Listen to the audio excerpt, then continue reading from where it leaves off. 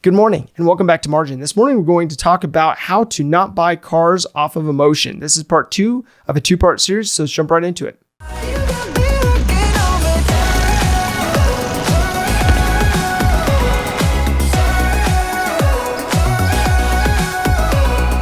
So the fourth component comes down to your initial investment.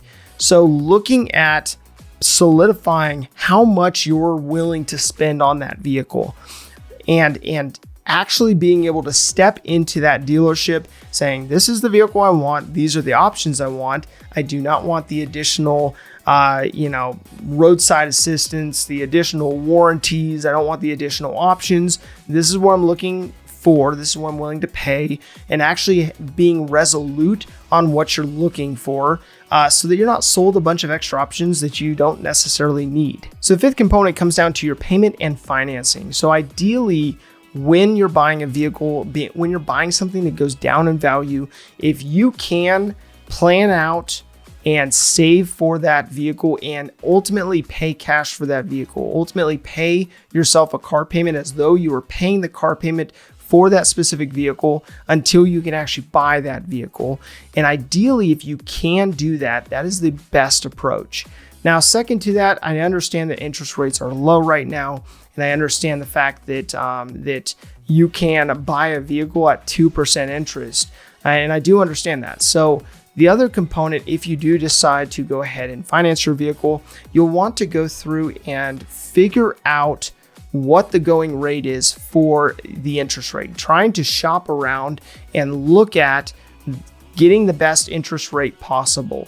And why I say that is oftentimes people will step into a dealership and they don't do their research first. They don't look at various banks that could provide them a better rate. So they step into the dealership and accept the terms as they sit. And oftentimes those dealerships can not necessarily shop around for the best rates for you, and you can get stuck with a loan that's at a higher percentage rate than market.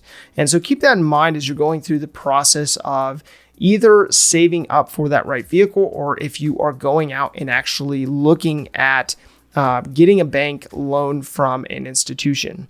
So when you're going through this process, the other component that I would really encourage you to think through is the fact that I know it may be tempting to do a 24, 36 month, financing for your vehicle.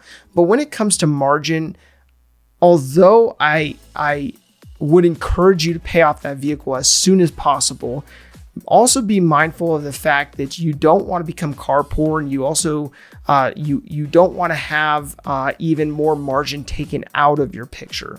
And so what I would just be mindful of is making sure that you're building up that margin in the event that your spouse gets pregnant and you end up having a baby and have some time that you have to take off of work, or they have to take off of work, or there's so many things that are unexpected that could occur. And if you have a large car payment that you put on very short terms, it may not allow you to refinance that if you lose one of your income sources, and therefore then you have additional risk that you don't necessarily need. And so I would encourage you to just look at how you can set up a system to get the longer term when it comes to your car, but then figure out in your plan to spend how to pay the additional amount that you would if you had a 24, 36, or 48 month loan on that vehicle. So the sixth component comes down to maintenance cost and reliability. Oftentimes people buy vehicles and they don't necessarily research how much it's going to cost them to maintain that vehicle. So in tomorrow's episode, we're going to go through the process of looking at various programs that are available to you in order to take advantage of buying a vehicle that has some level of maintenance program for free, not as an add-on. It's included in the purchase of that vehicle. But something to keep in mind is how much that vehicle is actually going to cost you over the life of how long you plan to keep that car. So if you're buying that 2019 Ford F-150 and driving it for 36,000 miles, actually looking at pulling up the recommended service intervals for that F-150 and being able to calculate how much that's going to cost you so that you actually are planning that into your plan to spend and factoring in maintaining that vehicle properly. So the seventh and final component comes down to depreciation and sale.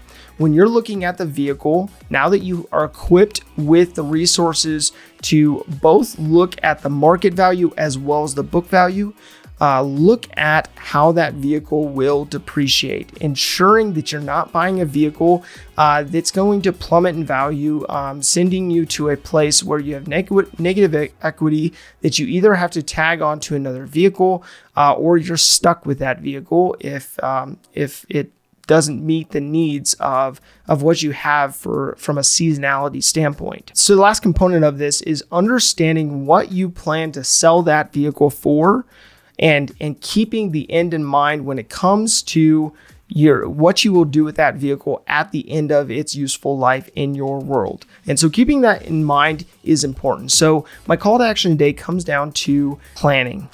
Keeping that in mind. If you fail to plan, you plan to fail. You've heard that before, but with vehicles, it can be a costly mistake. It can be multiple thousands, if not tens of thousands of dollars as a mistake if you don't properly look at the components that affect this. If this information is helpful to you, please do like, subscribe, and hit the notification bell so you're reminded to come back on a daily basis and improve in managing your personal finances. Thank you for your time. Enjoy your day. I'll see you back here tomorrow.